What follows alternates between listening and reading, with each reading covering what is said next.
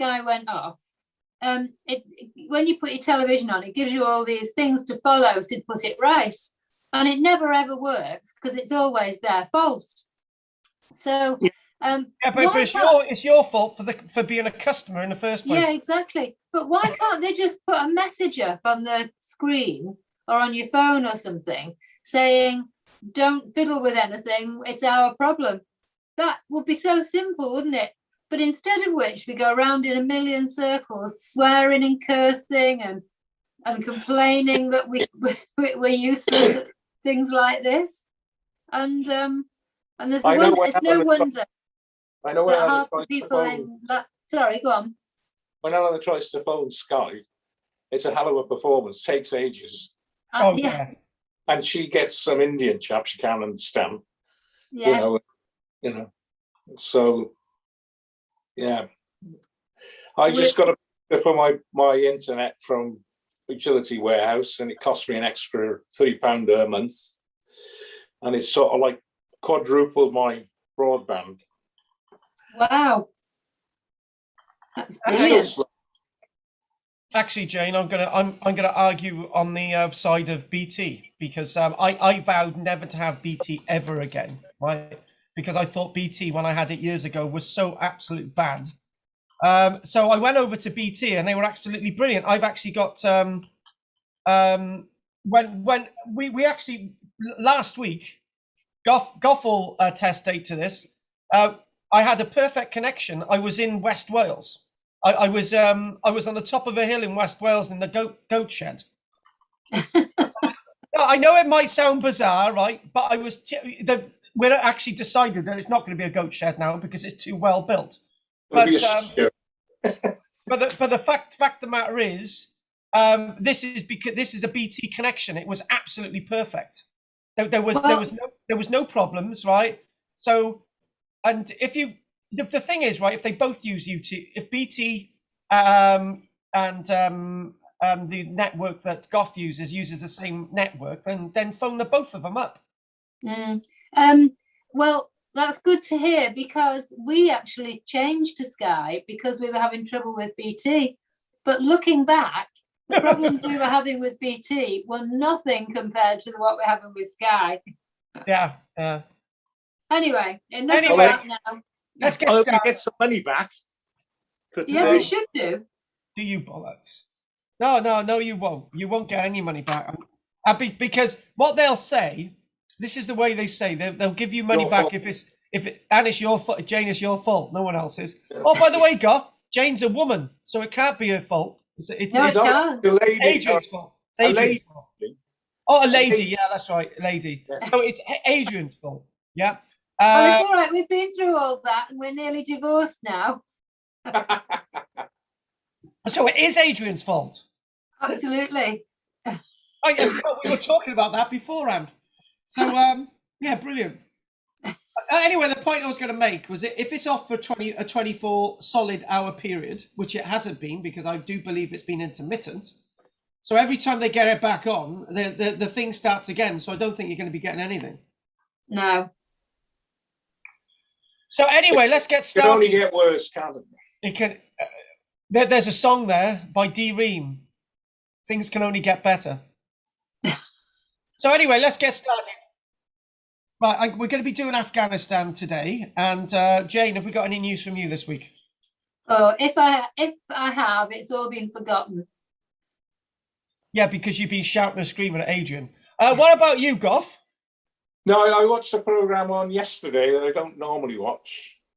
Yesterday, and it was about the Nazis and their search for archaeological things to justify the super race. Yeah, it was quite interesting. But I don't know whether it's true or not. It's quite chilling, actually, and you've got to be very careful with the following words. The following thing I'm going to say, that the Nazis used to argue about a super race that once existed that came from the north. That's right. Yeah. Around 10,000 years ago. Yeah, that was what it was. Yeah. And Cajun archaeologists were starting to excavate the Ring of Brodgar and start to find buildings going back 5,000 or 6,000 years, and that you've got the first pottery, the first everything, the first stone circles, and and all the rest of it. And you're thinking, if only the Nazis knew this, they would have invaded Orkney, and that would have been proof. And that's the dangerous thing. They wanted to prove a theory, and strangely enough, bits of their theory were correct, but in a very distorted way. It's like it's like many things in life. If you distort it in the right way, sometimes you can always get the right answer. Somehow 2 and 2 can add up to 5 if you do it in a certain way, and that's what they did. The evidence is there. There's a 2 and there's a 2, but somehow you can get it to 5. Don't ask me how you do that, but I'm sure you can. A mathematician will tell you. And that's so it was correct then, what they were saying. Yeah, it was. No, I'm not. No, I can't say it was correct. I'm saying that if it's that William Shakespeare thing, isn't it? If you put 20 monkeys in a room for 20 years, they will be able to write the complete works of William Shakespeare by pressing keys on a keyboard. So if you cut those things out and you put them all together, they would be able to do it. So in other words, you're right.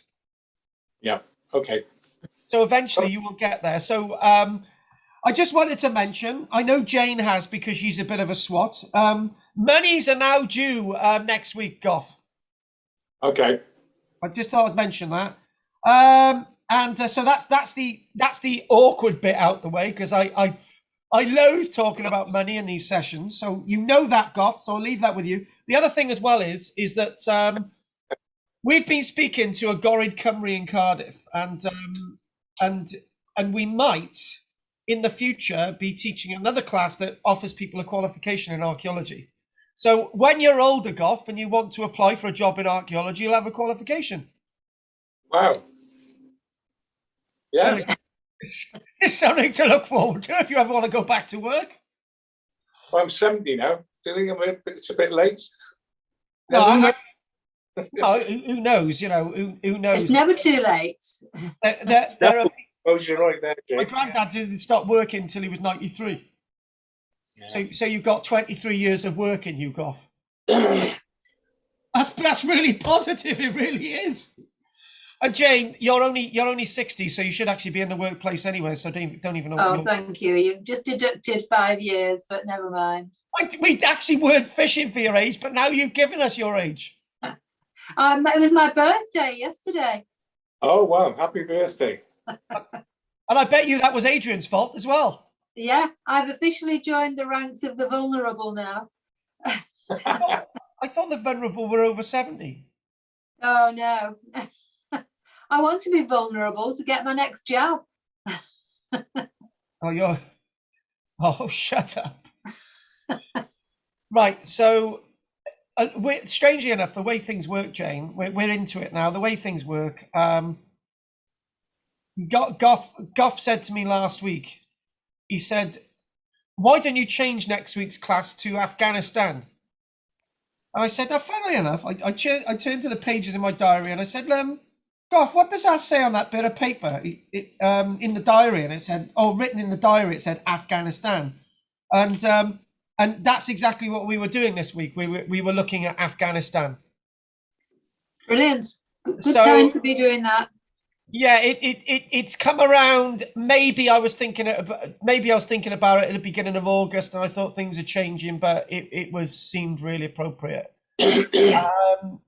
The one thing about Afghanistan is that the story is one of great depression in regards to the archaeology, but there's also something in regards of me saying at the end, maybe this time the Taliban will actually learn from its lessons. And I've got 10 people with me on Tuesday, and by the end of everything that I've said, I think everybody's clicked into knowing what I'm saying, i.e. the history and archaeology of Afghanistan is the same history and archaeology that have made the Taliban in the first place. It's their backdrop and why they reject this, why it has to be a fanatical, anything that doesn't agree with Islam is wrong. and it needs to be destroyed. That type of thinking is actually the wrong type of thinking. And in fact, lots of Afghani archaeologists are actually Muslim, naturally. Some are Christian, some are other religions. But they actually see the history and archaeology of their landscape very important to their identity. So this is, let's not use the word identity politics, because that means something completely different, right? But if we want to use the word identity politics, is what we're doing, in the sense that we've got to learn from the past, we've got to know about the past, we've got to understand the past, and hopefully not make the same mistakes. And in a way, the Taliban have actually fallen for that crater. If they cannot afford to make the same mistakes as they made 20 years ago, they've got to change, and they've got to learn from that change. And those lessons of history and archaeology in Afghanistan go back thousands and thousands of years. At this stage, as I did on Thursday, I mentioned the film The Man Who Would Be King. Oh yeah, brilliant. Yes, based on a book by Rudyard Kipling. Now, the film The Man, and there was that great British Asian actor as well, whose name I can't remember, but obviously you've got Sean Connery, that brilliant Asian British actor, and you've got Michael Caine, right? You've got those three. And actually, the guy who played Rudyard Kipling was Christopher Plummer. So you had 4 great actors in it, massive, and there were lots of other great actors in it as well. It was a film, and I do believe that the wife of Michael Caine actually played Roxanne of Afghanistan as well in the film. I'm not exactly sure that that's right, but anyway, the reason why I mention that film is because it's based on a book by Rudyard Kipling. Rudyard Kipling is portrayed in the film, as I say, by the wonderful actor who's no longer with us, Christopher Plummer, who died, I think it was this year. And basically it shows 2 British soldiers who go out to Afghanistan to make their fortune, and they go strangely enough with 2 pack horses with 20 rifles and an endless amount of ammunition. And you start to see sort of parallels with this. They enter Afghanistan, they take over Afghanistan. People of Afghanistan think they're gods, and eventually Roxanne bites into the face of Michael Caine, and he starts to not Michael Caine, he bites into the face of Sean Connery. Yeah, that's right. Michael Caine's wife played the wife of Sean Connery, I think that's right. And they found out that they weren't gods, and so on and so on. But the wonderful thing about the film, it actually shows a place called Sikandar Gaol in the film. And Sikandar Gaol was a city founded by Alexander the Great. And Alexander the Great created the kingdom of Bactria, or it was based on Alexander the Great. Alexander the Great had towns and cities basically in Afghanistan, right? So they got all that right in the film. It was based on fact, Rudyard Kipling. And then that's a really good start, because what I'm saying is that Afghanistan has got links with the West before we even begin. But it's also got links with China, and it's also got links with Russia. It's also got links with India. In fact, Afghanistan, Kabul, near Kabul, just north of Kabul, is actually on the original route of the original Silk Route that went from China all the way through to the Roman Empire. The Silk Route was up and running in the days of the Roman Empire, and the Bamyan statues, which were blown up in 2001, we'll have a little look at that. And we're looking at this as well, this little image in front of us before I go on to my facts. This is a site called El Konum, and El Konum is actually showing aerial photography. This is from 2010 of active looting of an archaeological site that goes back to the very origins of this wonderful Afghanistani landscape. You can clearly see they've highlighted using LiDAR the holes that are being dug on the site to find artifacts. And what we do find is that linking in with that quite clearly, 90% of all the artifacts from the Kabul Museum have been nicked between 1996 and 2001. And I think the message is to the new Taliban administration is that if you want to rebuild your country, you need to use these archaeological sites to make money for your country. And they've got to see the importance of archaeology and not blow it up, as ISIL did in regards to the Islamic State and Palmyra. I did vow not to make this political today, but it's as political as we start off. So archaeological excavations, not ongoing now, but you can see an esteemed archaeologist, obviously the archaeologist who wears the white clothes without any mud or dirt on him is the one who's the archaeologist. The rest of the guys are actually doing the work here. But if we go to my little notes, I've got some really nice things that I wanted to do today. I wanted to look at a little article that says Saving Afghans' Heritage, a tiny little article. We got another little article on here that says major archaeological sites in Afghanistan under threat, dated to basically now.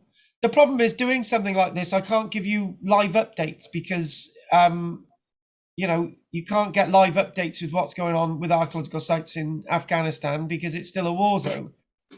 There's another article here that says Afghanistan's Cultural Heritage Safeguard Campaign. And the headlines are here: above a museum, a nation stays alive when its culture stays alive. Now that's very important. Again, do apologize for making it sound political, but the Taliban government is saying that it's going to be a country that is inclusive of everybody's needs, including women's needs. And if they're going to do that, people's needs are based on their cultural identity. There's an article I want to do, archaeological sites in Afghanistan found satellite imagery and the war-ravaged cultural heritage of Afghanistan. So again, whether we can get through most of this is something else. So archaeology of Afghanistan, what we do see, just sort of give you a nice little overview with the image behind you, which will slowly change. And the next image, which we will show you in a minute, just to sort of double check. We've got these types of things coming up as well. So, you know, that there is an oil painting, but we'll just keep this sort of bit of archaeology in the background. I got to, at the same time, try to make this positive. That there is some hope. It's not as bad as it was. The Taliban are not going to be blowing up statues anymore, hopefully. So what we do find is that there were reports in the early part of the 1900s and throughout the late 1700s and the 1800s by both British and French archaeologists, and French archaeologists at the beginning of the 1900s. And basically that there was talk that the Buddhist monasteries along the old route of the Silk Route were lined wall to wall with gold, right? There was gold everywhere. And the reason why there was gold everywhere within these Buddhist monasteries is quite simple. It was along the Silk Route. Why not? It's not the case today, but one of the richest roads, James just disappeared. One of the richest roads anywhere in the world in the past would have been the Silk Route. It was the place which goods were traded back and forth. The Silk Route itself is a place that was the interchange of civilization. And what we do see is the link between the Hellenistic period, which is the Greek period associated with the great Alexander the Great. And then we've got an empire known as the Kushan Kingdom or the Kushan Empire 2,000 years ago. And then we look at this image that we'll quickly show you now. We'll probably go back and forth a couple of times. This is actually interesting enough. I was interested to hear that these date back to about the 500s or 600s, and they are the world's oldest known oil paintings. I actually thought oil painting has been done for quite some time, but I'm really convinced it has. But some of the earliest oil paintings only date to about 1,500 years ago, and they're actually found in Afghanistan, associated with the Bamyan Valley, which is north of Kabul. And we don't really need a map to show you where any of these things are, because it's been in the media recently. You know, Kabul's sort of central east into the country, so north of that you've got the Bamyan Valley, job done. And the Bamyan Valley is rich in archaeology, and in fact they've been doing a lot of archaeological work there over recent years. It's also the place that sadly the Bamyan Buddhas were actually blown up in 2001. out of spite more than anything, this sort of crevice is one of two where these great statues once resided. And there's thousands of these holes associated with Buddhist monks up and down this sort of canyon carved into the cliff edge. And actually, up until very recently, what UNESCO did, because it was a UNESCO World Heritage Site, what UNESCO did, they put funding in place and projected what this original statue once looked like in that little crevice there. And you know what? If we sort of bring to, this is what the Bamyan statue, one of the two Bamyan statues looked like.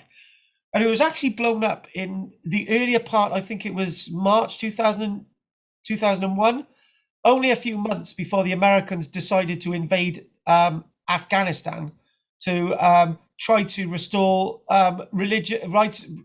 Try to restore political order in Afghanistan. And the end result, 20 years later, things have actually gone to pot. So if we sort of carry on with this, the history on the archaeology of Afghanistan, the first archaeological surveys of Afghanistan, the real first surveys began towards the beginning of the 1800s. Goff, are you a fan of the Sharp series? Oh yeah. Can you remember those two Sharp episodes that they made in, I think, 2006, 2007? They brought it back and they did India. Yeah. Yeah. Well, basically, Sergeant Sharp was in the British Army, and there was also the British Army that was associated with the East India Company. Remember that? There was the British East India Company had its own army. Remember that? There was two armies, right? One was right, and it was because of this the East India Army went in there, and the British Army went in there, and they were constantly coming across these great Afghan treasures, and it would eventually lead to the First Anglo-Afghan War. And the result in the First Anglo-Afghan War was the British Army was completely wiped out. With let me look at this. With losses of up to 5,000 soldiers. The British Army was even its general was killed in fighting. Substantial amounts of the East India Company were wiped out, and they were defeated by the Afghan people. Very interesting thing that they were defeated by the Afghan people, and it's always said, I'm sorry to quote films, Goff, but I'm going to do it again. Are you also a fan of Rambo? Yeah, I watched them. Yeah, is it the second Rambo film that he goes in there, and he's called in to save Colonel Troutman? I can't remember. It's the third film. Anyway, he goes in there, and basically a quote from the film is, Rambo turns around and says to the Russian who's interrogating him, "We've had our Afghan war." He's referring to Vietnam, and why are the Russians in Vietnam? Why are the Russians in Afghanistan? Getting mixed up. Why are the Russians in Afghanistan? So the quote is, "We've had our Afghanistan. Why are the Russians in Afghanistan?" And I remember that from the film, and it is very clear. Even in that other film, The Man Who Would Be King, it portrays these Afghan people as people you cannot really defeat. So it's always throughout history, the Russians invaded Afghanistan before 1979 in the 1800s, and they were defeated. Everyone who's invaded the Huns invaded Afghanistan, they were defeated. The Chinese have invaded Afghanistan, they were defeated. You cannot defeat the people of Afghanistan, right? And I know I've gone on to something else there, but the point is that this is such a rich history, and you've got to allow the Afghanistani people to respect it. And they have respected their history over time. They really have. These statues, the Bamyan statue, stood Buddhist statues within a Muslim landscape. They had stood there, protected by the people, whoever the people were, whatever religion these people were, until the Taliban got there in 2001 and started blowing these things up. So I, as a Westerner, not 2000, yeah, 2001. I, as a Westerner, can honestly say that the Taliban are alien to Afghanistan. They're not of Afghanistani thinking. This is why so many people are leaving the country, and now they're starting to realise that they've now got to change their ways, because the people will turn against them again. And when the people turn against the Taliban, it's going to be very, very bloody. So what we do find is that from a very early age, the history and archaeology of Afghanistan has been very, very important to the West. And here's another point I would like to make. What we're going to do, we're going to show a little bit. Actually, these paintings, these are paintings at Bamyan. But what we're going to do, we're going to show you this.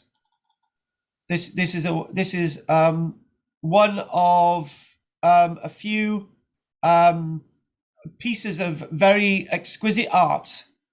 This was found at Begram, and this was sent by a French archaeologist in the 1920s to France, and it still exists today, right? And this is my Leicester University teaching now coming out, right? And it's the art in 2001. I was in Leicester University, and in 2001 we were doing Afghanistan, and we were talking about how wonderful Afghanistan is, and you know, and then the next minute they blow up these statues, and then we're saying, oh, up until that point we were arguing that we were arguing that you know, maybe eventually the Taliban might respect their history and archaeology, and maybe we should return artifacts back and all the rest of it. And then they blow up these statues, and then we're saying we shouldn't send any of the artifacts back to Afghanistan. They're safe in the West, right? And you've got that big argument. These artifacts that we've taken out of these countries, like the Benin bronzes into the British Museum, have we got a right to keep them? When if we send them back to these countries, they're just going to be destroyed. Who do they actually belong to? And there's all those different arguments. Anyway, what was happening from 1827 under the auspices of the British East India Company, a chap by the name of Charles Mason, and Charles Mason would be making accounts of the various antiquities across Afghanistan up until 1834, and he recorded 50 great Afghani archaeological sites that he wished the British Antiquarian Research Council to go into and actually research them. And in doing so, artifacts removed from these sites would be then sent to the British Museum.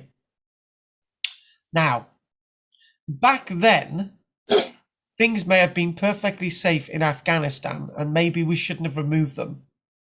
And there is a point to be made.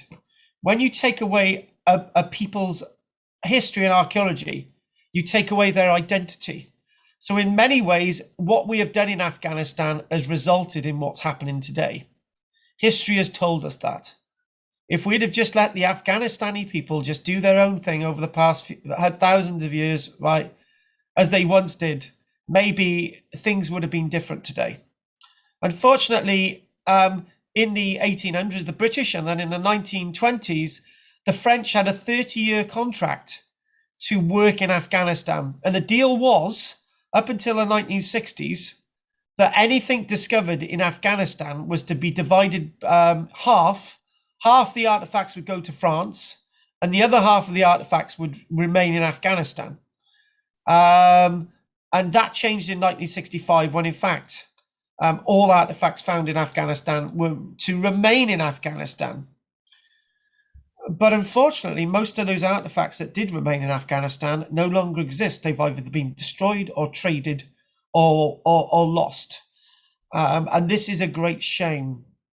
In the 1920s, 15,000 artifacts, gold artifacts, glass artifacts, 15,000 artifacts were discovered at a site known as Hadda, which is near the Pakistan-Afghani border. And I'm just going to look at this text because I do think it's from Jane. Internet gone again. Think I'll have to watch the recording. Have a good morning. I'll just text her back and just say, try again. and try again. Here we go.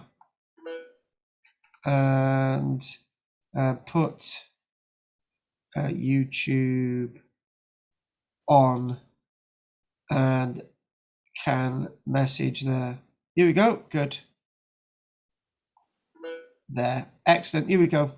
So basically, they removed these artifacts from a place known as, where were we? On the border between Pakistan, a place called Hadar, and Afghanistan.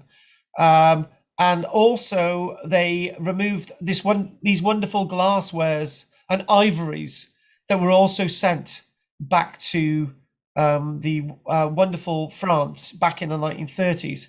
But unfortunately, as things happen, Gough, everyone wanted a bit of Afghanistan.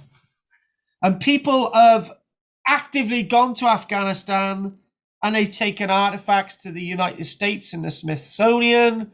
They've taken artifacts to Rome, Italy. They've taken artifacts back to Berlin, Germany. They've taken artifacts back to Japan, Tokyo. Artifacts have gone to India, Russia. People have worked in Afghanistan, and in many ways, it was a free-for-all. And every single artifact, Gough, depletes people's identity. So let's give a little bit of an example of that. Tell you what, Wales is a really bad example, so let's do England. Let's let the Americans have the Tower of London. We'll let the Germans have Stonehenge. Maybe that would be a good idea. We'll let the Germans have Stonehenge.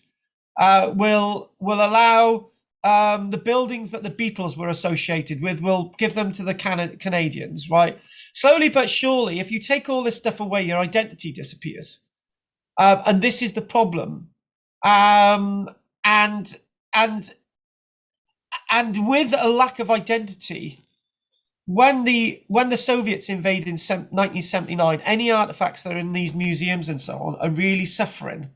The Kabul Museum really suffers, and lots more artifacts are actually destroyed. And then you have civil wars in Afghanistan from 1989 to 1996. The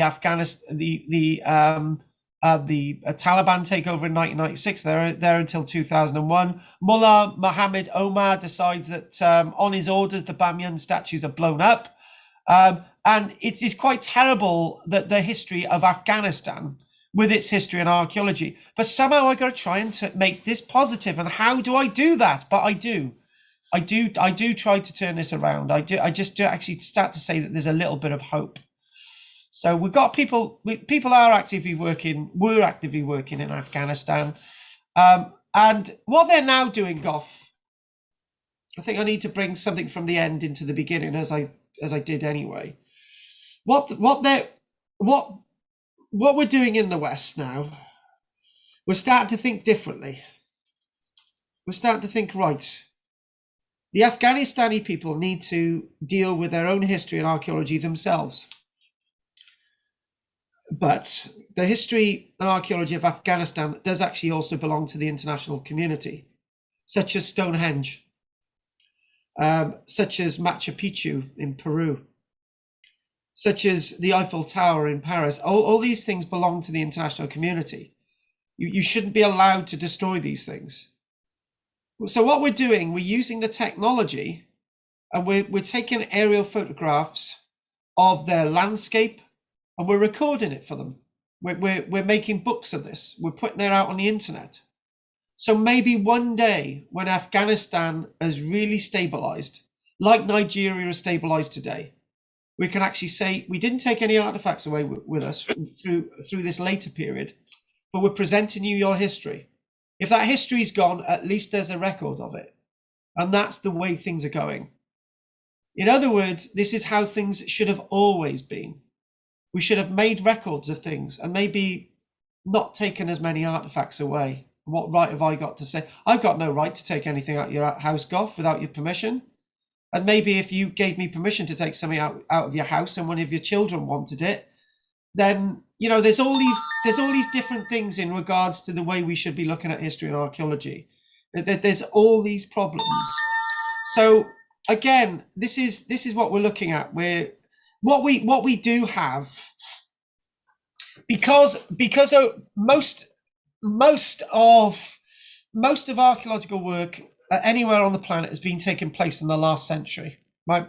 And it's really increased in its virulence over the last 40 odd years. You know, there's a lot more has happened over the past 40 years with lots of development, technology, lots more interest in archaeology, universities spewing out archaeologists here, there and everywhere. Lots have happened over the last 40 years. Archaeologists are no longer seen as stuffy-nosed people who just do it as a hobby, right? This is my job. But the fact of the matter is, over the past 40 years, things have really increased. And what we are finding out through all this aerial photography and all this LiDAR that we're actually doing over Afghanistan, we have now identified at least 4,500 individual archaeological sites across Afghanistan. Sounds a lot, but throughout the whole of Britain, there are hundreds of thousands of known archaeological sites. And the reason why that is, we've been working on archaeological sites for a lot longer than people have been working on archaeological sites in Afghanistan. Slowly but surely, what's happening in Afghanistan, they're slowly starting to learn about their history and archaeology. And hopefully that's the answer to the way things should be going in the future. The hope is in the archaeology and the history. And you've got a string of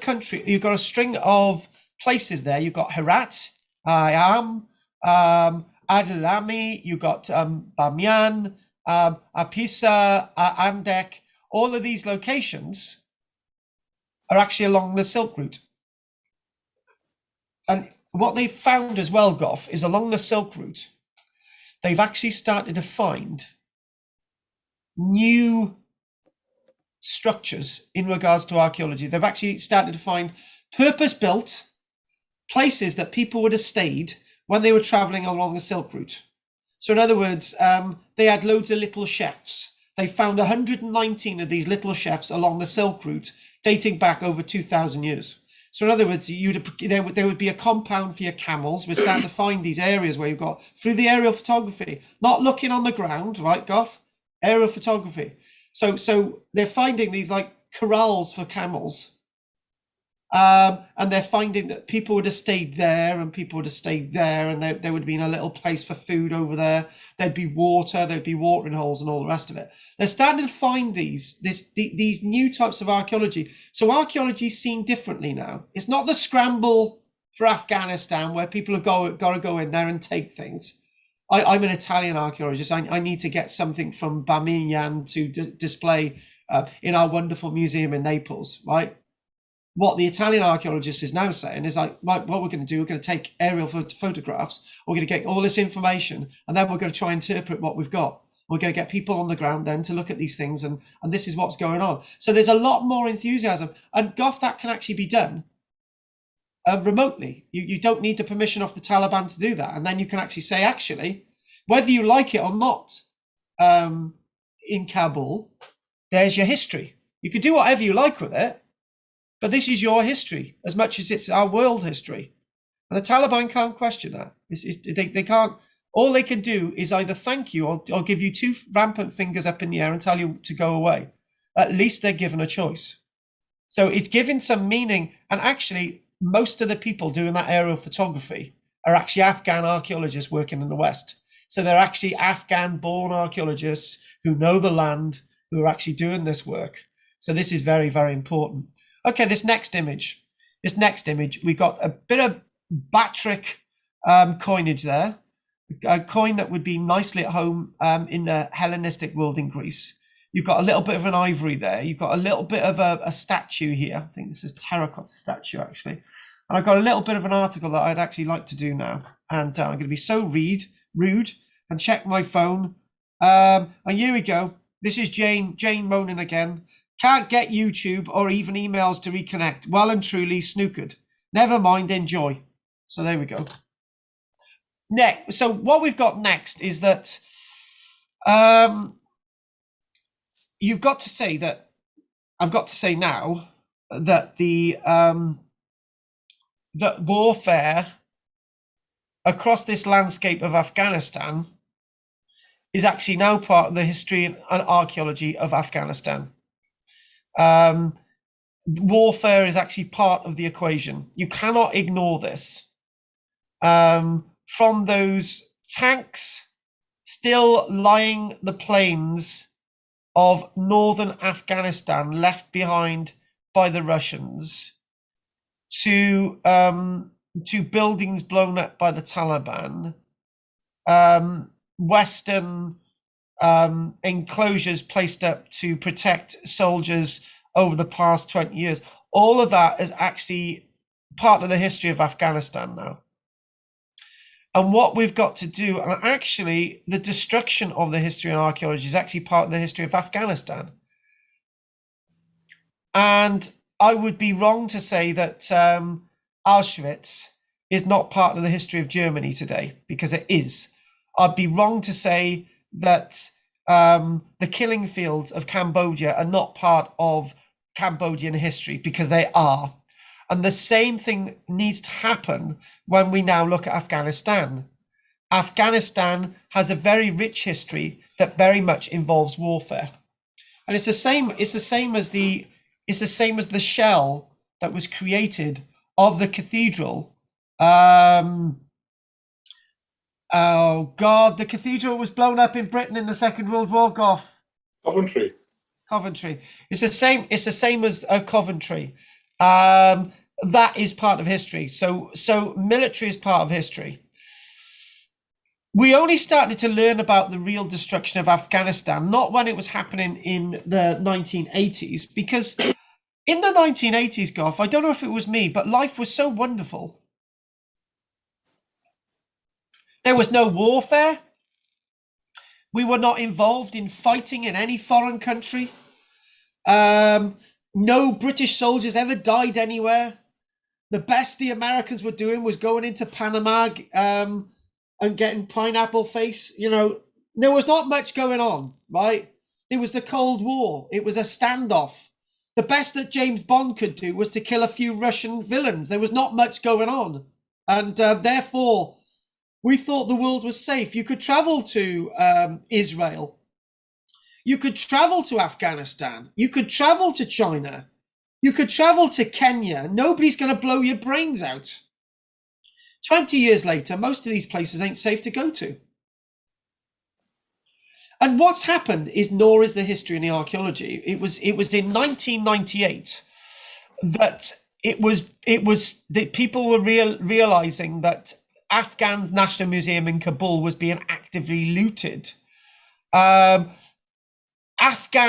National Museum in Kabul used to have 100,000 artifacts, at least 100,000 artifacts. We're not talking about little hat pins and stuff here, you know, major artifacts, 100,000 of them, right? 20 years later, it only had 10,000 of those artifacts left. 90% of all its history and archaeology disappeared due to looting, due to plundering. And most of what they did have there, we didn't know what they had, because there weren't records kept of most of this stuff. And that's a shame. And the other thing as well is, most of the records of what was kept in the Kabul Museum were actually, most of the records themselves had actually been burnt and destroyed. So whatever they did have, we're not exactly sure to the true extent. So it was only in 2001 that the international community started to do something about trying to save the history and archaeology of Afghanistan. But there was a destructive frenzy. The Taliban got into this and they started blowing everything up. And they decided to start actively destroying things in the museum. So this was classed as cultural terrorism. Afghanistan's fundamentalist Taliban regime's destruction of the Bamyan Buddhas is universally condemned as cultural terrorism, alongside all the other archaeology that they destroyed. There was a booming trade until the Americans got to Afghanistan in its antiquities, stripping the country of its heritage. That was reported in 2002. What was happening? Actually, the Swiss, when Afghanistan actually opened up, the Swiss museum got involved, and they basically started to say, look, we're independent. We're going to go in and do something about this. We're going to start to say to the people of Afghanistan, look, you've got to do something to protect your own history. Otherwise, we're all going to lose it, the international community.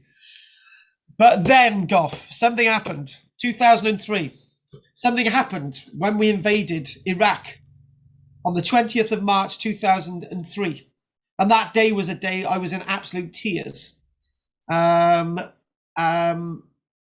Because not long after, the American army, and we've got evidence of this, soldiers from the American army were actively looting the Baghdad Museum. And that's completely hypocritical. One minute the Americans in the UN and UNESCO are saying to the Taliban, you've got no right to destroy your history.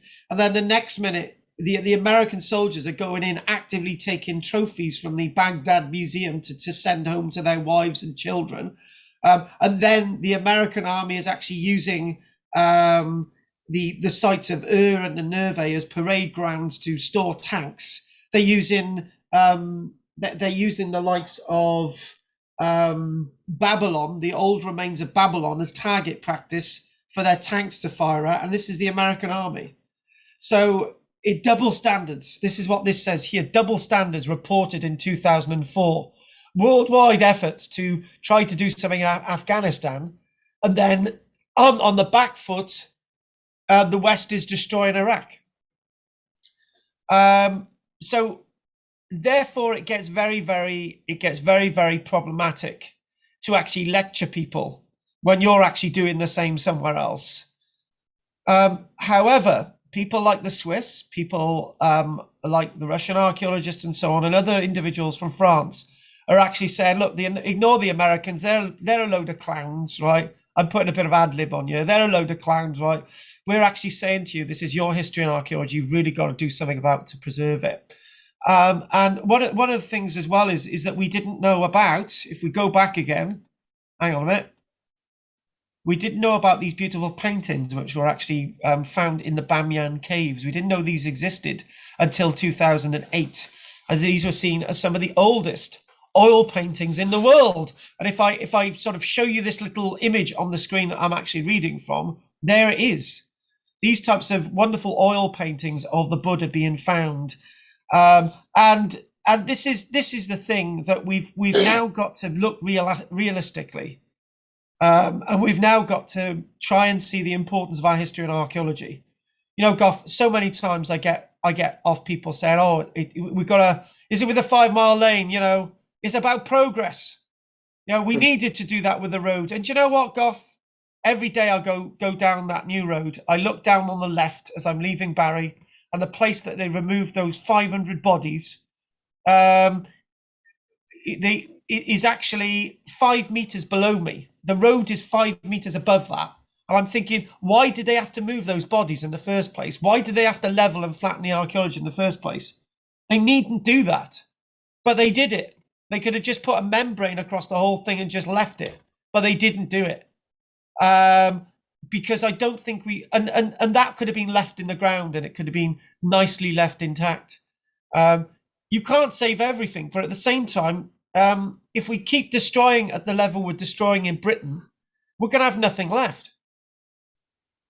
We're really going to have nothing left, and this is the absolute huge tragedy of the current situation. We're going to lose everything, and we're lecturing people in Afghanistan, and we should be looking at ourselves. So what I'm going to do now, it's 11:38. We've done pretty well. I'm going to go back to, I'm a bit wary. I just need to get to some of the other stuff. So we're just going to have that on the screen a minute, and I'm going to do that. So what before the horse has bolted, right? If I go on to the other screen, the horse has already bolted now. We've had plenty of opportunity to try to put the history and archaeology of Afghanistan on the world stage. We're doing it another way now, which is absolutely brilliant. lots of these places would be familiar to you. Jalalabad, we've mentioned Hadar, which is alongside the Pakistan border. Kandahar, that was the old capital under the Taliban. Mazar al-Sharif, that rings a bell recently with a battle between Taliban forces and the forces of the Afghan government. We mentioned that site of Al-Qanun, which is near the Tajikistan border. We've mentioned that as being an important archaeological site. Kabul there, and obviously Bamyan there, but the great Bamyan site itself, and Herat over on the left there. So we've got Bamyan. Now lots of these places we'd be aware of because of the ongoing conflicts going on in Afghanistan. So what am I exactly saying? What I'm probably saying is that to sound political and not political, I think we should have just given the people of Afghanistan the tools to refine their identity rather than occupy the country. And that's not what's happened. People have become distant from their identity. And now we're trying to say, look, we've got to try and get you to understand that this is your history. You have got to protect it because you're going to have nothing left. We actually, in many ways, Goff, we want them to turn around and say that we're doing a better job than you. Because we actually acknowledge how important our history and archaeology is to our identity. Because I tell you what, Goff, somebody living in Wales, I was not taught about the history and archaeology of Wales, and you know all that. We've been through all that. You know, we are so hypocritical. Just give these people the tools to understand how great their world is, and maybe we can learn from them. Because it's these people that we've actually learned from anyway. The Romans we learned a lot from. The Greeks we learned a lot from. These people gave us the silk routes. They gave us silks. They gave us wonderful spices and minerals and goods from China. These people have always been there. So we can surely learn from them today. Just give them the tools to do that. And this is where we're going. But this little sort of thing that I've got in front of me now, we've got to link in and we've got to look at all these wonderful individual locations. We've got to make them shine, and we've got to bring them alive again. And this is what I'm saying. Now, the next image is this. We'll go through all these a minute. Is this one? There. A nation stays alive when its culture stays alive. We looked at this at the beginning. Whatever's in that building means something to all these people outside. It's very important to these people because it's everything that these people are. It's you know, history, archaeology.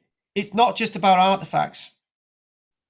It's about poetry. It's about music. It's about storytelling. It's about interpretation. It's about the Greeks. It's about the Buddhists. It's about people that have lived in Afghanistan for thousands of years. It's about everything, right?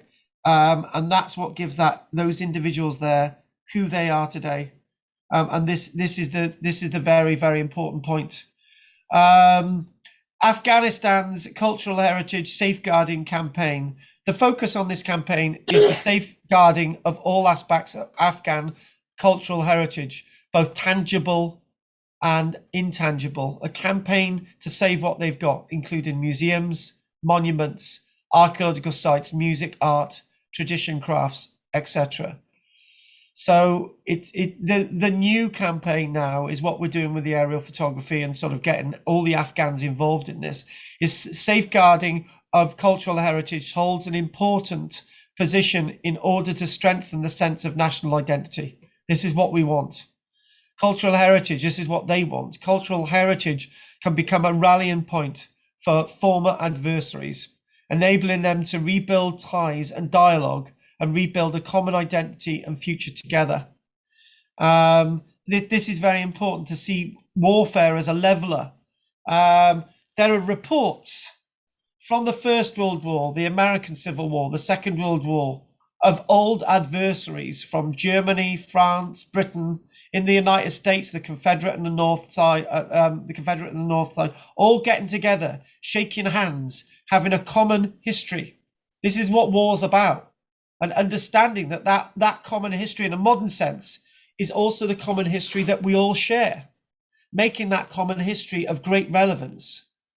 So UNESCO, the World Heritage Organization strategy, is to help re-establish the links that the Afghanistani people have between the populations concerned and their cultural history, helping them to develop a sense of common ownership of monuments that represents the cultural identity of different segments of society.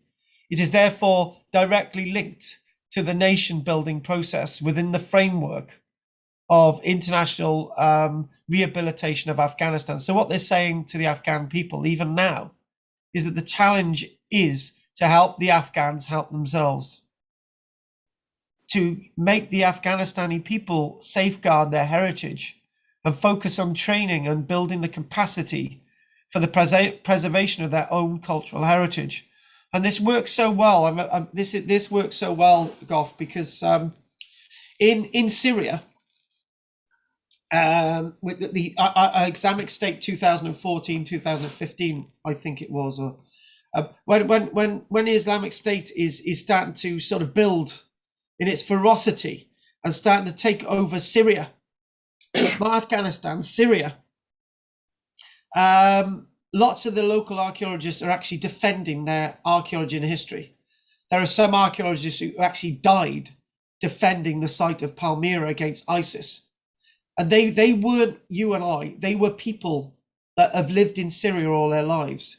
These people that have lived in Syria all their lives saw the importance of their culture and their heritage against this group called ISIS, who were actually mainly from outside Syria in the first place. So in other words, what they were saying, these Syrian archaeologists were using their history and archaeology as a cultural banner to gather people together to resist ISIS. This is our country. We've got a country. We've got a cultural heritage. And this is what they're trying to say with the people of Afghanistan today. And even if it means telling the Taliban that their history and the history that they have around them is actually their history, so be it. Let's now make this a crossroads in making the heritage of countries relevant.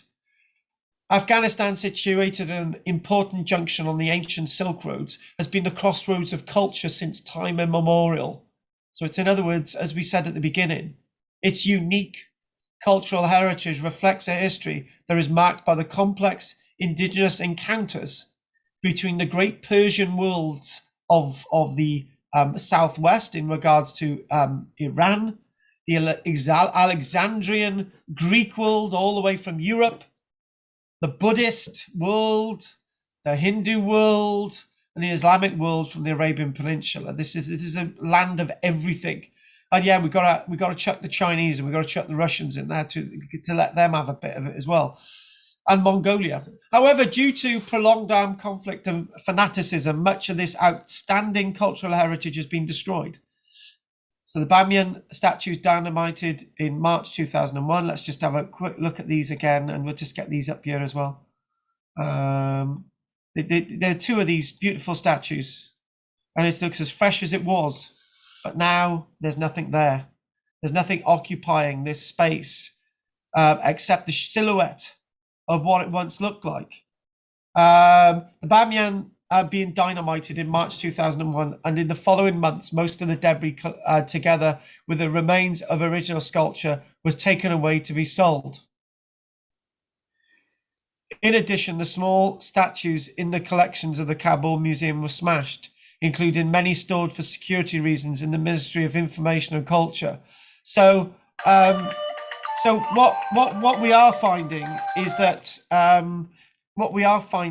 whatever they do have left is going to have to be very cherished, and it has to be something that we need to make them see is very, very important.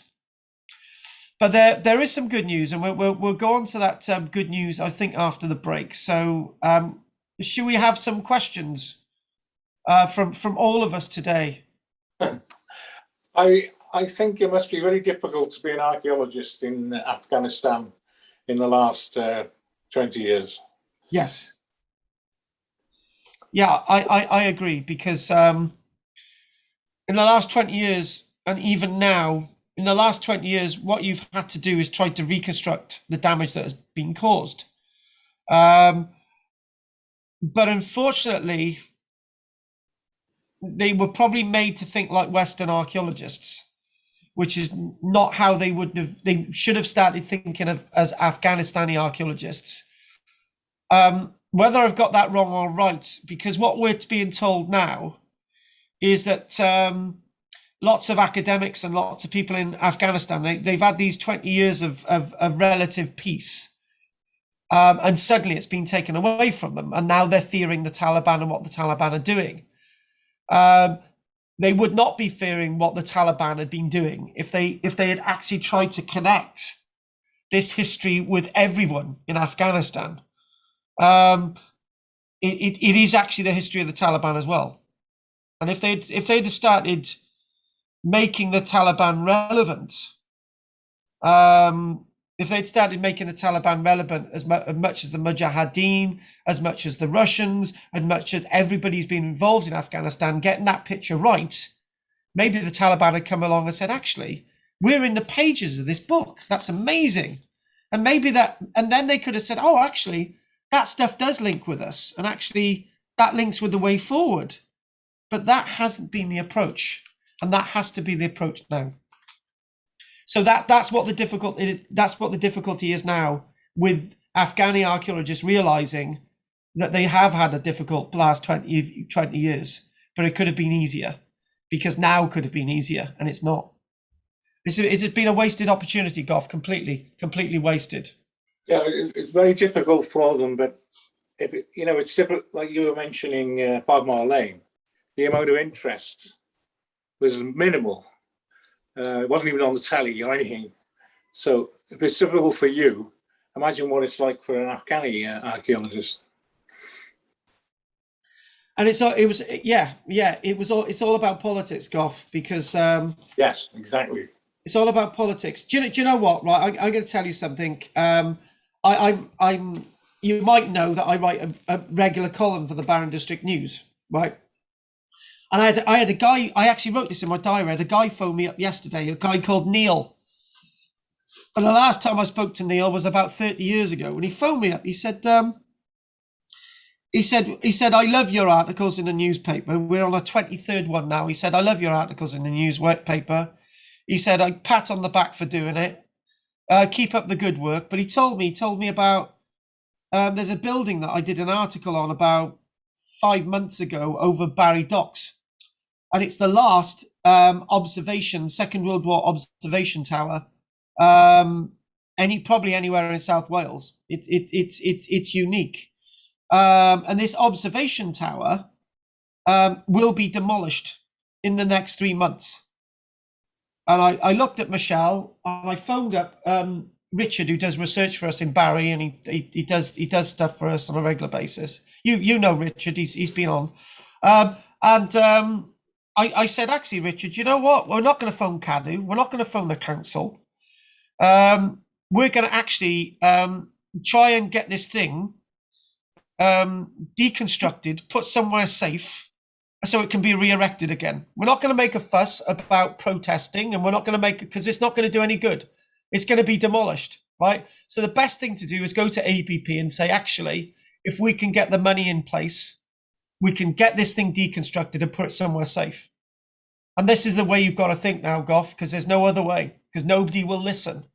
You've got to actually go to these people with a positive hand and say, actually, what about this? Because it's not going to do any good trying to get this thing scheduled and protected as an ancient monument. It'll be pulled down before that happens.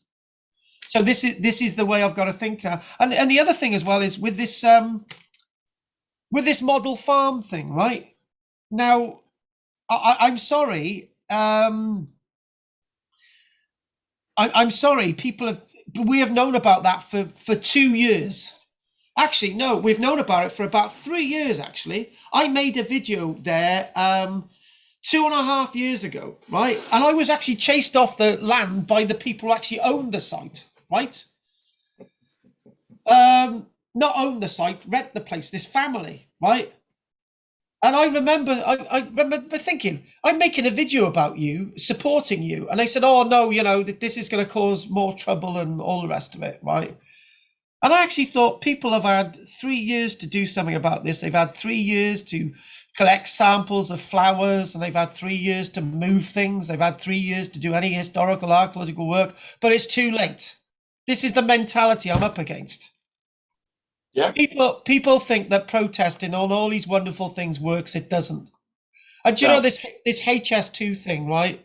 You know, I've been in contact with Alan Carnes recently, right? And he said to me, he said, I don't know what all this fuss is about with HS2, is because we've actually made tunnels going underneath archaeological sites, and we've had tunnels going underneath trees and all the rest of it, right? Nobody's talking about this. And I said, no, they're not, because that's positive. It's always about the negative every single time. And yeah, this is why it's hard, Goff, because it's just like people moan and groan all the time, and they just don't actually do anything. No. And you know, I this is being recorded. I don't really care anymore, but your local history society, up until the pandemic, it had something like, I don't know, 200 members, and about 150 of them would turn up in the hall above the town hall where we're meeting. They can't do that anymore, right?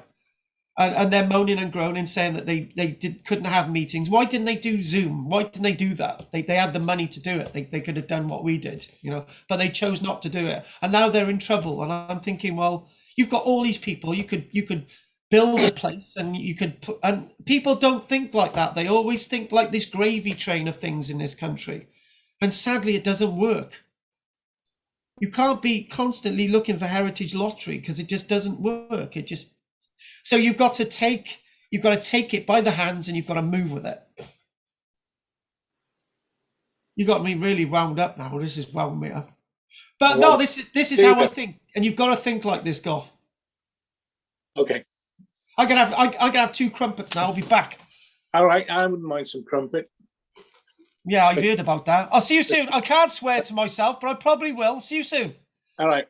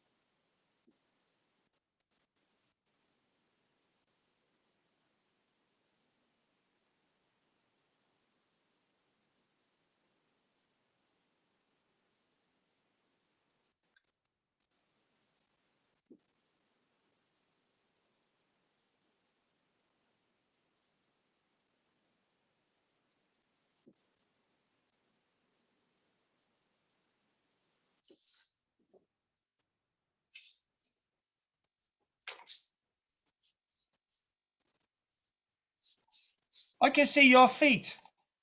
I know. I don't want to look at your feet.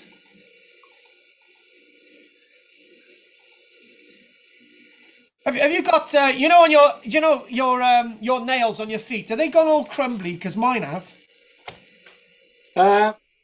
No. Oh right. I go to the chiropodist regularly. Ah right, that's why. Yeah, mine are not in a good state. I'm just gonna get some butter here, and I just finished my crumpets. There's nothing wrong with a bit of crumpet. It's square or round? Yeah, I don't like the square ones. I don't like the square ones. They're round ones. But they're the yeah. I don't know why they do. I actually like pikelets as well. I haven't had them in ages. What's the difference? Oh, between pikelets and these? Yeah, pikelets and crumpets. They're thinner. Are they? Yeah, different texture. Be back now. I gotta give some food to the turkey.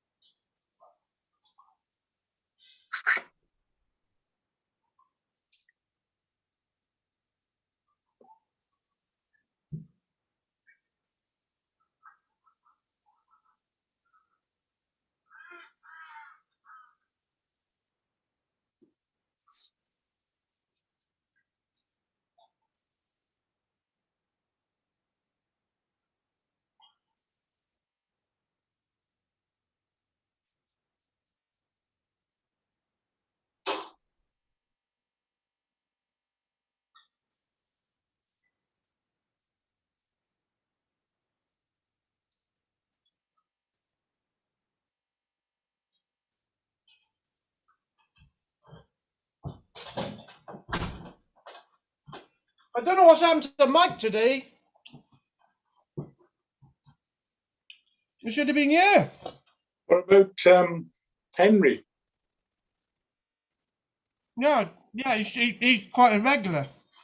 He must have been in the broadband, but he would have phoned you, wouldn't he? I think his phone's on Sky as well. His mobile. I think it's affected everything. Right. It says about Reliance about being on one network. Because my mobile's on Tesco's, which I can get internet. If this goes down on my BT, then I can use this. Pretty soon, there'll be no hard wiring. It'll all be done via satellite, apparently. That worries me.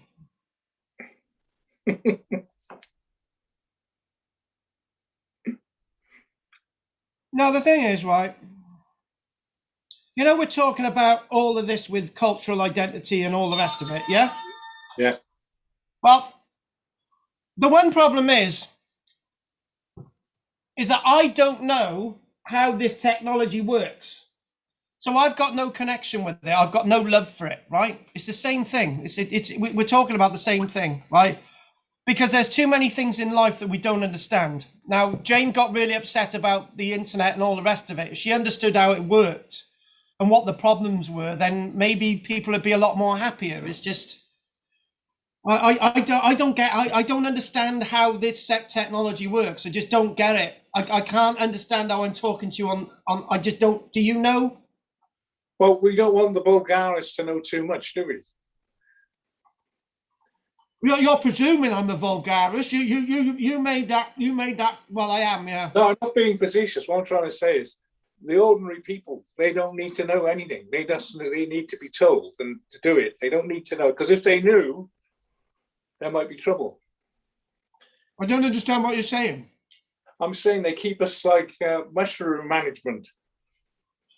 Keep them in the dark and feed them bullshit. Are you saying the same with like a conspiracy theory was the internet? That sounds a bit silly to me. That sounds a bit nuts. It's not a conspiracy theory. I'm saying that's what it's always been the same. You don't tell the people, ordinary people, too much. They don't need to know too much.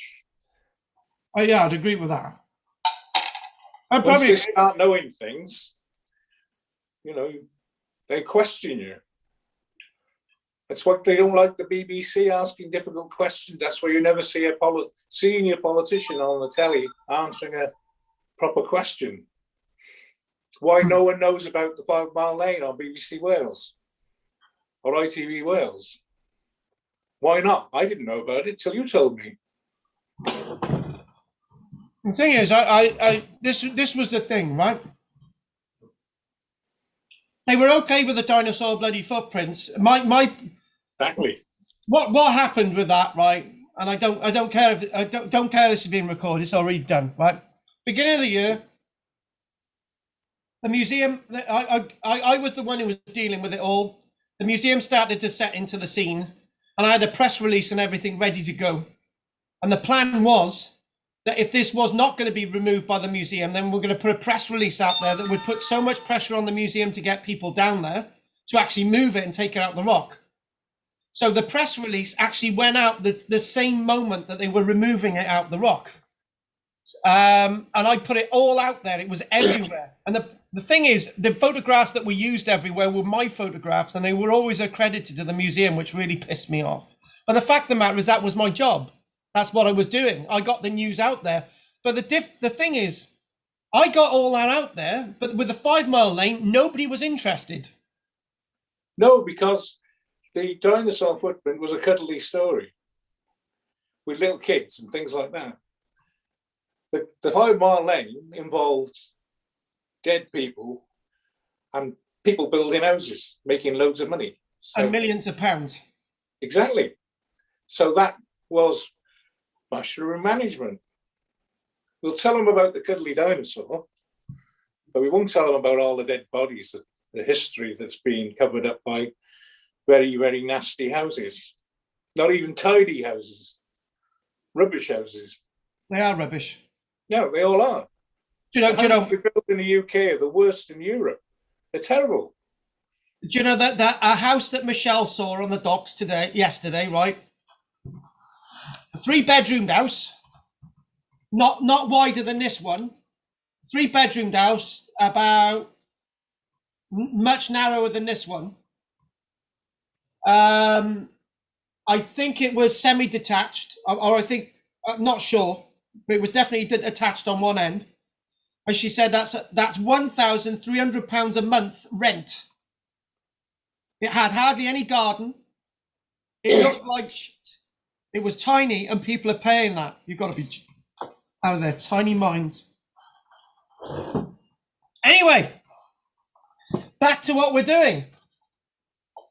Let's do it. And if Michelle phones in a couple of minutes, I've got to talk to her about a toilet window. Yeah, that's fair enough. We've almost done our shed in West Wales for our toilet shed, right?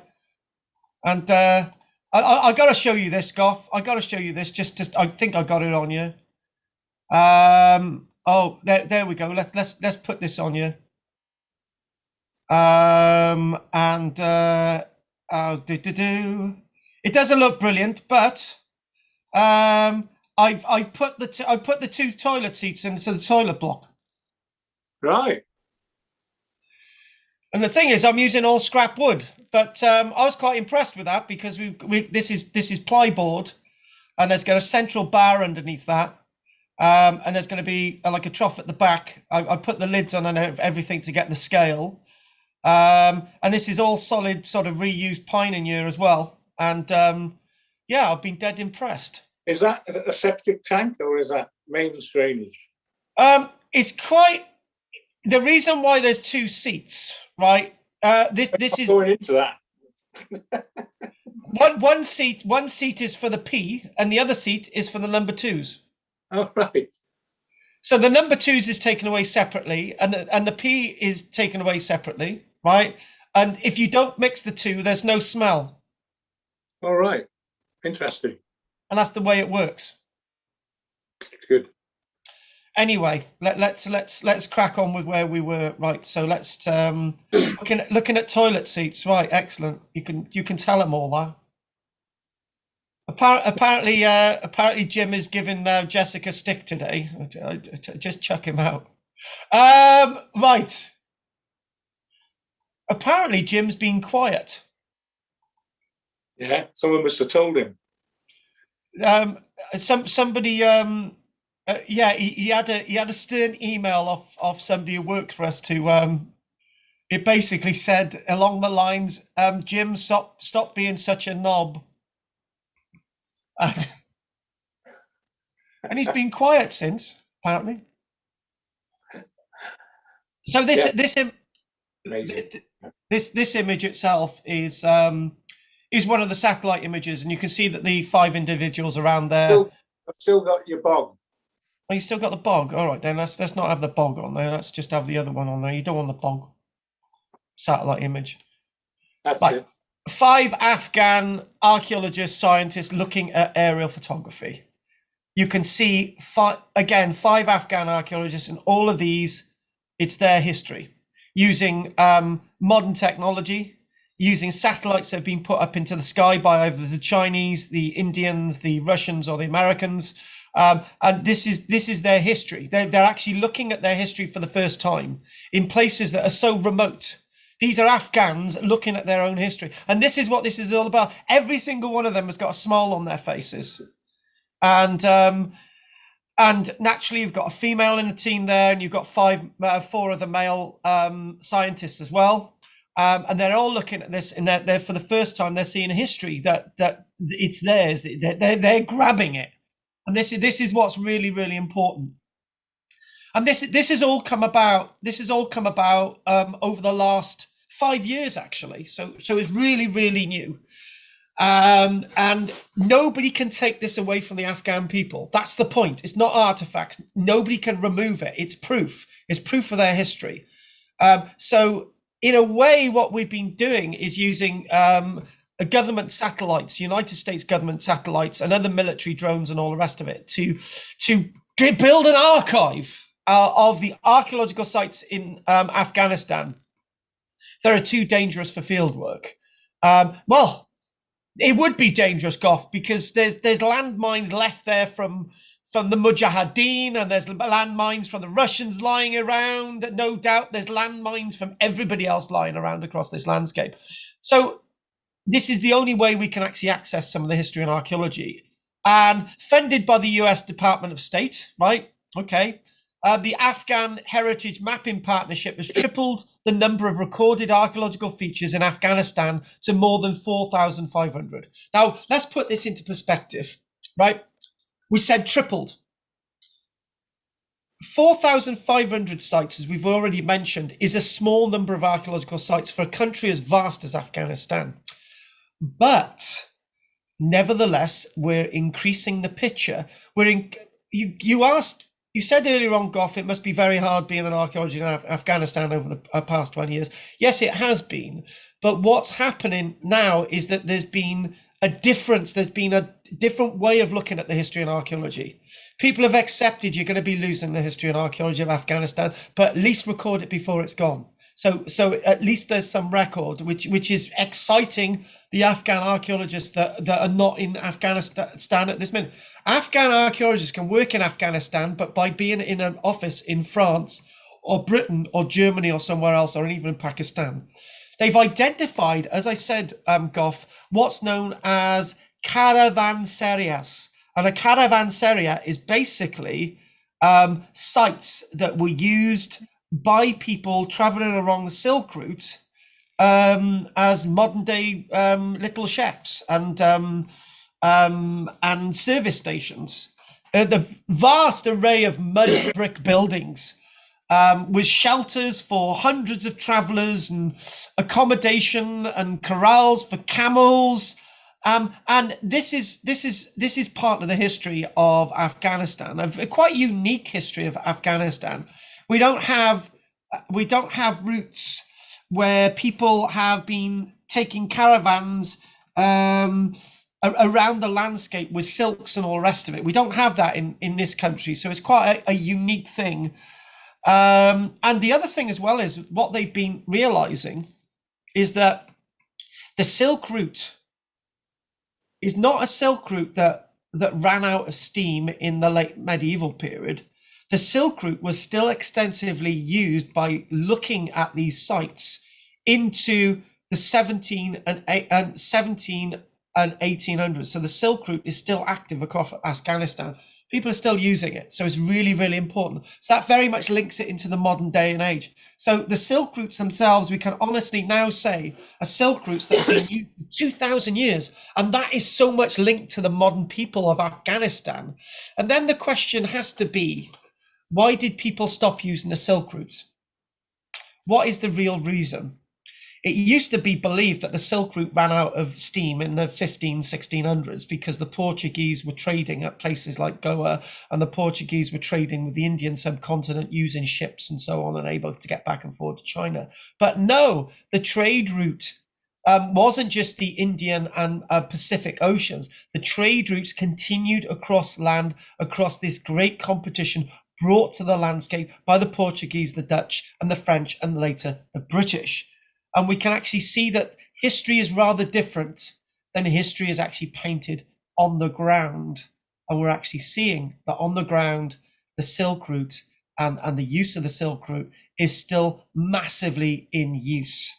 So just sort of go through a few little images. If we sort of go back on ourselves, we know all about this with the Bamyan statues. We know about artifacts that have been saved in other museums. And maybe I should just mention before we actually get onto the next big bit, which we won't get through, but it's very interesting what I do. I've got to sit down and think, right, I'm somebody who was taught in university to believe that people should have their artifacts back. And then we were told that it's not a good idea because these countries are at war. Now, at what stage is it safe enough to give these artifacts back to the people that actually should have these artifacts? And the answer is when the people have owned their past in their minds again, and they see how precious their past is, we then give these artifacts back.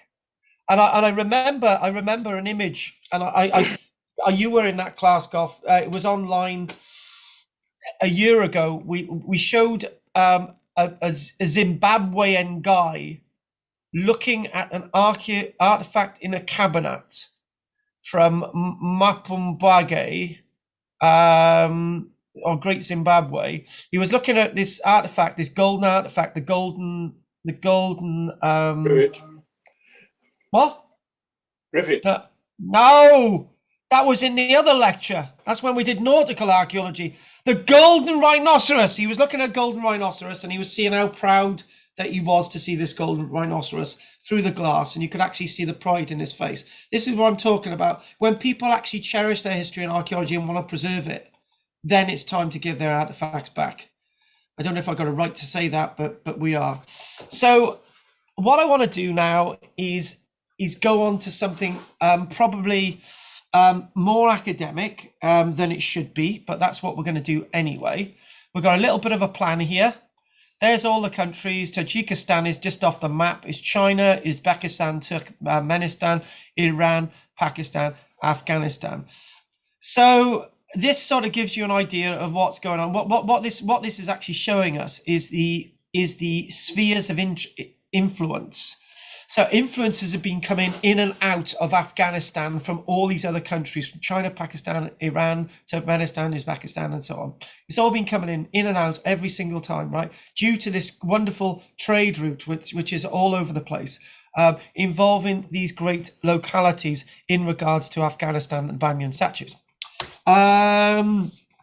So, and these wonderful caravasarias that have been found through aerial photography, all this is linking in, because you can't just have arrows on a map and they don't mean anything. They mean everything, because the Silk Route and the trade is all part of all those little arrows, right? So we know that that's real.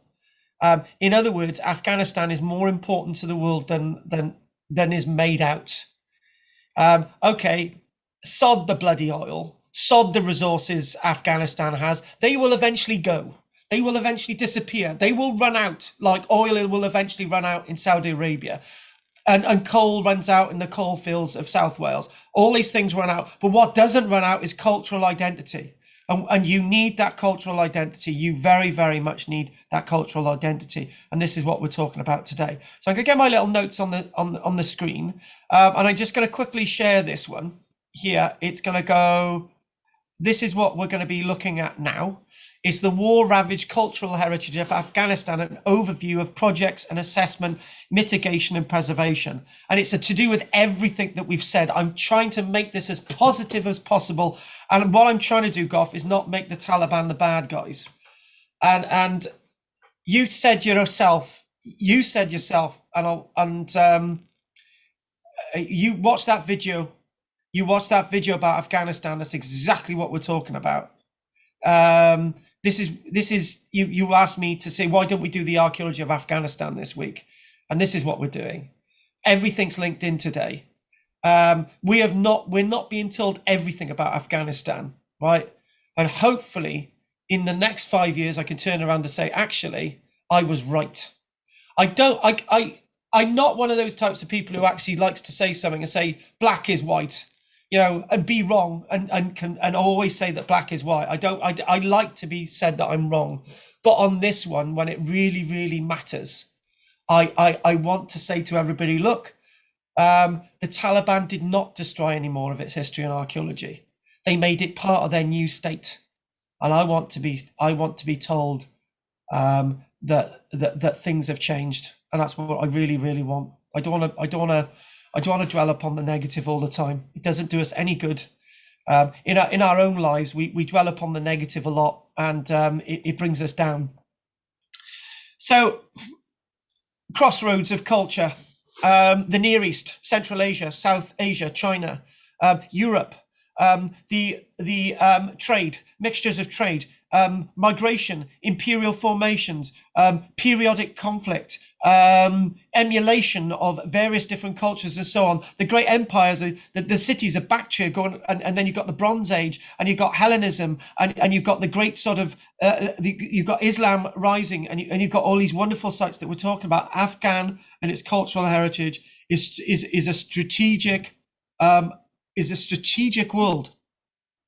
It's bordered by some very powerful, important countries, Pakistan and Iran being two of them, and actually, well, one of the most important countries in the world, China. So it's there, and I think these other countries can draw on the history of Afghanistan, and they can very much draw upon the links with Afghanistan.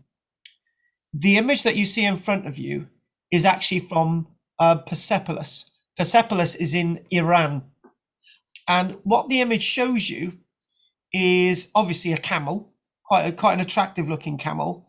And these two individuals are actually from Afghanistan with their camels that have gone to Persepolis in regards to the trade routes. Back in the day, and I think this has been carved at Persepolis maybe 300 years BC. I haven't got the date, but whenever this is carved, this portrays that link. It's not really the Silk Route then, but it portrays that link.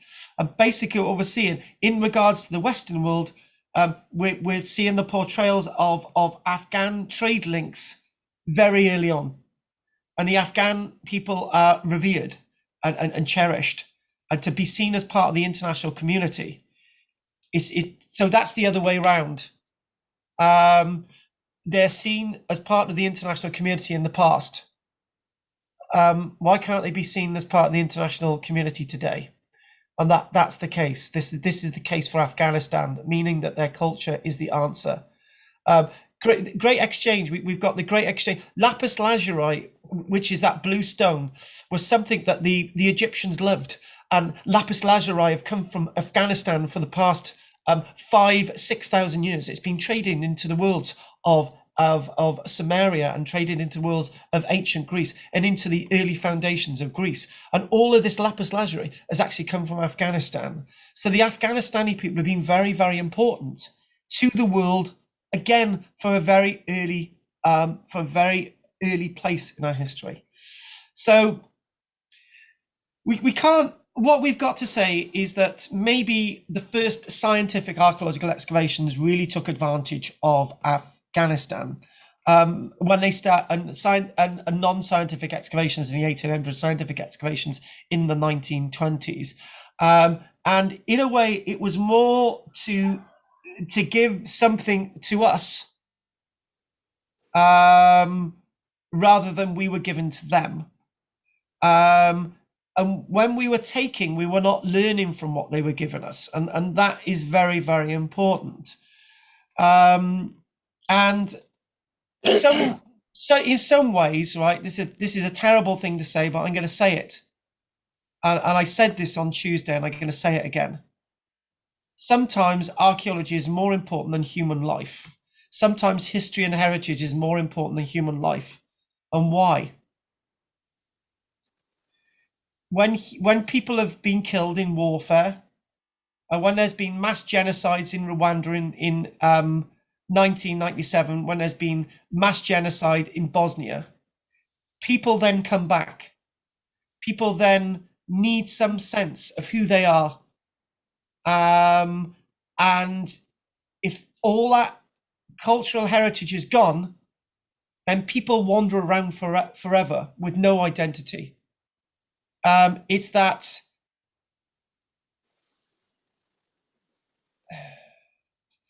yeah, I got to share something with you, Goff, that's really, really deep.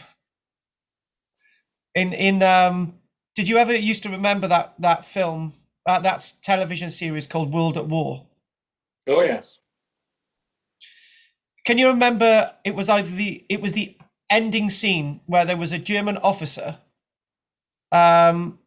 He was crouched there with his hands over his face in the ruins of Berlin. And you can I've got that guy's image in my mind every single day, because it's so traumatic to know that 6 years earlier that guy had a family, he had a job, he had identity, he was a country he was proud of, and now he had nothing. And somehow, I hope that man managed to find some of his family. He managed to find a place in society, and he managed to get on with his life.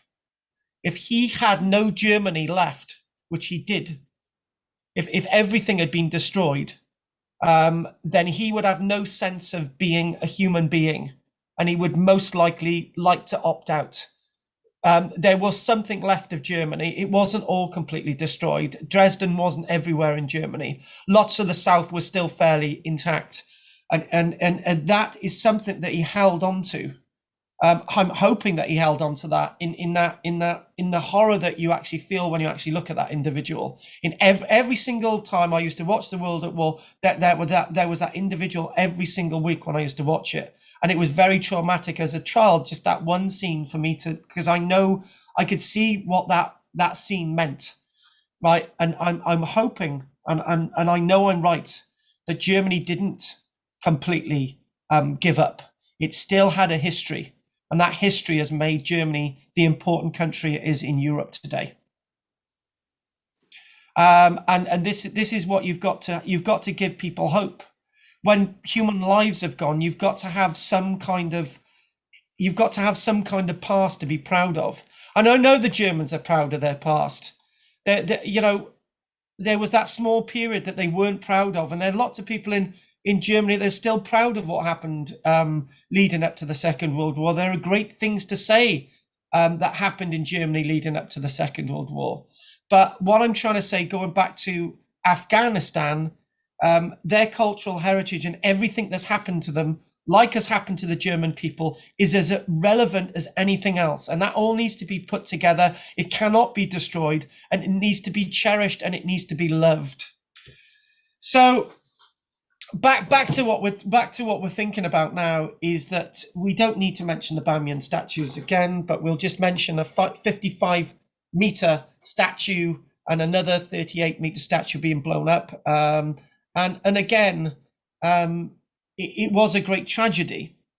But then again, the destruction of those monuments is now the archaeology of Afghanistan.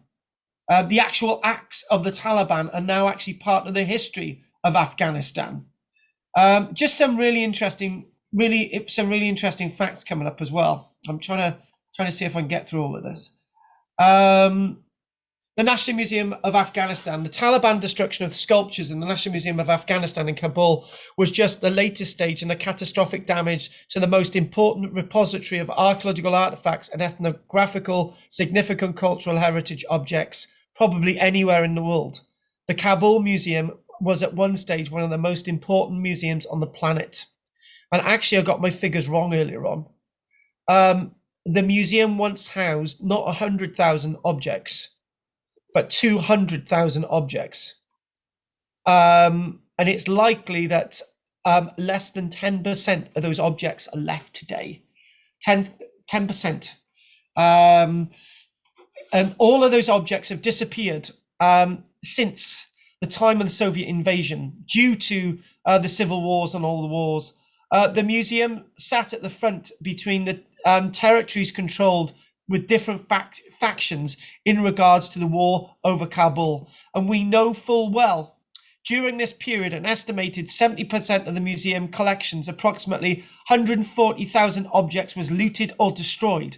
This astonishing scale of loss cannot even be compared with the loss of artifacts in regards to the Baghdad Museum, which ranged at 15,000 objects. When we saw the Baghdad Museum being looted, 15,000 objects disappeared.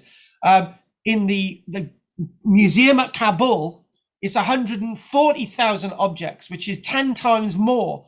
And since then, we've lost about another 20% of all the objects in the Kabul Museum. So it's quite catastrophic. Again, approximately 90% of the objects recorded in the museum registry were burnt or destroyed. 90%, that's all. It's 90%. That's astronomical. The figures are just so horrific. So 90% of all those objects that remained, and the figures just blow your mind. It's trying to work out the maths. So in other words, that leaves very little, less than 10% of all the artifacts in the museum.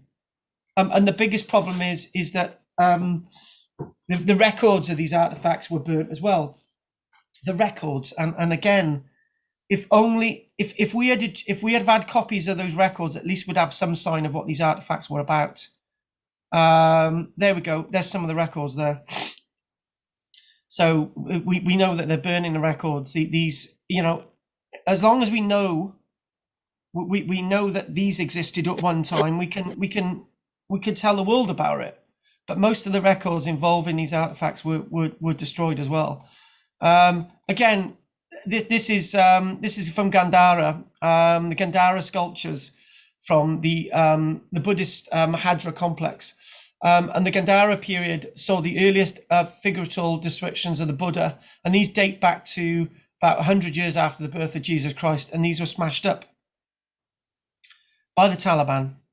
And these are now on display to basically say, look, these were destroyed by the Taliban. These are part of the history now, right? And you know, this is what we're talking about. The destruction of this is really, really difficult to talk to get around. There's a reason why we've got this image up here, because what they've been doing, what they had been doing, is that they've been finding lots of these artifacts on the open trade market, and they've been actually returning them to Kabul. And unfortunately, they are now at the Kabul Museum, and only hoping that they won't end up back on the international trade market. So the main aim over the past decade has at least been trying to get documentation up there, so we know what Afghanistan has, and if it's lost again, at least we've got a record of it. Trying to restore what we've got, trying to work with the people of Afghanistan, and what we then need to do is to start going out there and making people aware that these objects being sold on the open market are very valuable objects, and they belong to the Afghan people. So what they've done, they've published a list of the types of artifacts that come from Afghanistan, and they're actually illegally traded. And I've got some facts and figures of artifacts that have been actually found in customs. And if I go to my little points here, hang on a minute. If I go down here, I've got my little notes. They hang on, where is it a minute? They're at Heathrow every single year. They're getting tens of thousands. They're intercepting tens of thousands of objects that have actually come from Afghanistan. And when they're coming from Afghanistan, they're able to be put on in safe storage. But unfortunately, the ones that are placed in safe storage are only part of the numbers of artifacts that are actually being traded on the open market. And just give you a little bit of an idea. Looking at this as well, hang on, if we zoom in a little bit more, and we've got these are the types of pottery that we see in the likes of Afghanistan. I think most of these date from around 2,000 years ago. We've got these early sort of copper spearheads and arrowheads, and we've got these sort of tripod objects as well. Some more of their pottery, Bactrian pottery from around just after the years associated with Alexander the Great. We've got these sort of statues associated with the years after Alexander the Great. So these are the types of things that are being traded on the open market, that have been taken from archaeological sites or from museums associated with the landscape of Afghanistan. And what they are doing, they've got this project now because we've now got quite some years of aerial photographic records. What we can now do is work out sites that are being looted.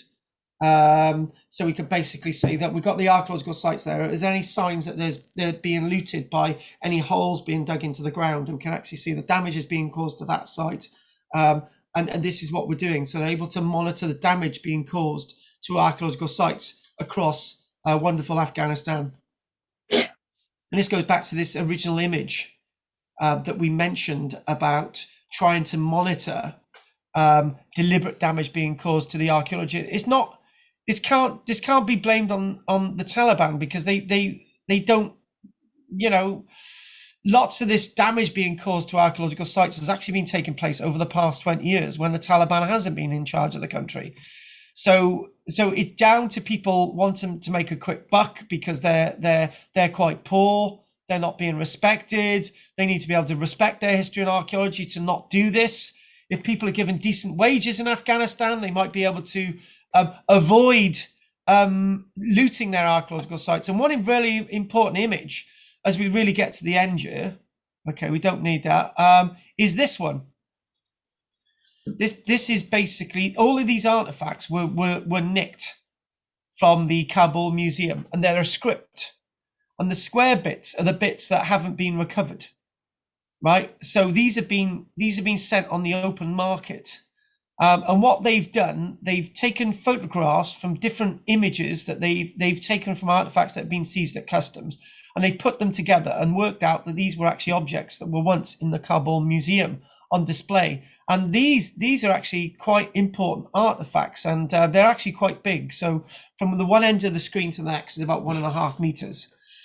So these are actually some of the very early writing that we know about from Afghanistan, dating from around 1,900 years ago, and it's known as a Bactrian Script. Basically, it's using a Greek alphabet with a little bit of local Afghan take on what the Greek alphabet should look like. So this is part of the Bactrian world. So these were actually looted between 1989 and 1996, and most of this text, most of this information we've managed to get back together. But there's these 3 pieces here that are in somebody's private collection somewhere, and hopefully we can get them back to sort of complete the story. So in closing today, Goff, and we're now coming to the end. Intangible heritage. One final category of cultural heritage is easily overlooked: intangible heritage, which is art that isn't really fixed down or hasn't got a set shape to it, but is very important. Music.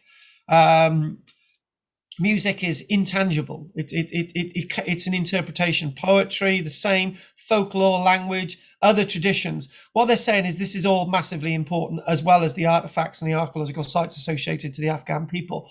Far from being secondary, intangible heritage is at its heart the cultural knowledge that gives meaning to the more generally recognized tangible heritage objects, monuments and sites. In Afghanistan, the past 4 decades of war and the attendant mass dislocations of millions of people have severed the intergenerational links through which intangible heritage and cultural knowledge are passed along with parent to child and from master to apprentice. So what we're saying is that some of the intangible stuff, the stories that people are saying, all that's really, really relevant, and you've got to record it before it's gone. It's like talking about the folklore and the history of Wales. We need to keep hold of some of it. 2 initiatives in particular are contributing significantly to training to understand what's going on, and to sort of understand and teach people in the colleges and universities of Afghanistan to understand their calligraphy, ceramics, woodworking, jewelry, and all these other things, to try and keep some of the history and archaeology of Afghanistan alive. But unfortunately, what's happened over the past few years is because there's been so much war and so much damage and so much loss, what remains is very fragile. The tangible, the physical monuments, and the intangible, like the folklore, like the music, is very fragile. And lots of communities in Afghanistan have been moved up and moved along, and lots of this is disappearing. So final statement today: going forward, heritage preservation work will have to take place under conditions of declining security conditions. Today, this is about today. And decreased international funding, yes, today, due to the pressing needs of catastrophic damage to archaeological heritage. However, it is possible to outline some high priority areas for future work. There is an urgent need to develop remote sensing, as we've already done, getting those databases up there, really telling the world what's there, but not having to dig anything up, to monitor what's going on with the archaeological sites, to keep an eye and to make sure that the damage isn't excessive, and maybe telling the Taliban that, look, this book of the history of Afghanistan is your history, and it's being lost on your watch, and you do something about it, because you will not have any legitimacy, because your history will be gone.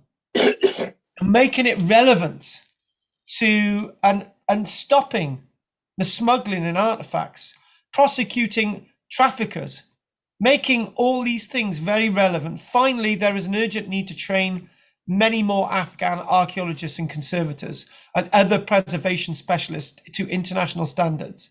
If these goals can be evenly, partially reached in the next 10 years, it will have an enormous sustainable impact on the protection of Afghans' cultural heritage for future generations. And that's what we need. And I think the only thing that can be said there is that there is hope for Afghanistan, and it's not as bad as we think.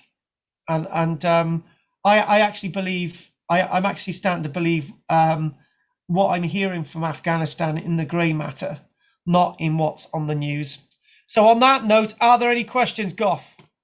No, it's extremely interesting and nice to have a little debate about it. And we can only hope that this new regime, the new Taliban government, runs it a little bit better than they did 20 years ago. And actually, Goff, you know what I want to say? I want to say that maybe they could do even better. Yeah. Why can't they do even better? Now, I'll just say the one last thing I said in that video. I think that the people of Afghanistan wanted the Taliban back. And if they wanted the Taliban back, they know something more than we know. And we'll just leave it there. So, okay, then next. Sorry, Goff. You talk a minute. I was just going to say what we're doing. I was going to say that's totally agree with you. And it's a pity that Jane and Henry and Michael Mike didn't turn up, but maybe next week. Yeah, maybe next week. Next week we're doing the reuse of material in the Norman period and from earlier periods, and that's what we're doing next week. I hate the Normans. Yeah, so do I. That's why we're doing it. I know I hate them because you hate them. I hate them. You made me hate them. I hate them. They're bastards. I just swore. I knew I could get a swear word in there. Okay. Goff, it's been an absolute pleasure. I will see you next week. Many thanks for joining me. And if there's no other questions from you, Goff, I'll let you go. Okay, and I'll get that money to you straight away. Oh, brilliant. I really appreciate that. Thank you, Goff. Bye. Take care. Bye. Bye-bye. Bye-bye. Bye-bye. Take care. Anyway, thanks for everyone watching. Talking about Afghanistan is always very difficult. I'm not an Afghani national. But what I do see is that it's their history, it's their archaeology, and I really believe that they've got a future, and I think they need to be allowed to have their future. And anyway, thank you very much for watching. And it's been a good video. And if anyone's got any comments on this, this was live. It's not now, so I'm gonna let everybody go. So thank you very much. I should have done this live, and somebody's agreed with me there. Thank you very much. A future for Afghanistan. Let's just say it that way. Anyway, thank you very much, everybody, and we'll go from there. Like and subscribe, and goodbye. And go www. You can join me on here.